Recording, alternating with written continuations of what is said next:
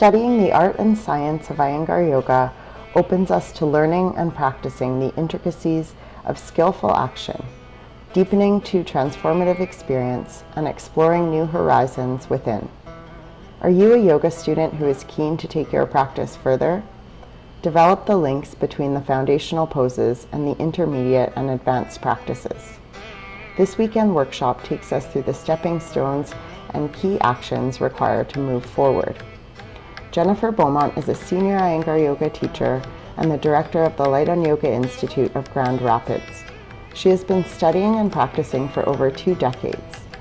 Jennifer experiences Iyengar Yoga as a creative art form that deeply transforms the practitioner.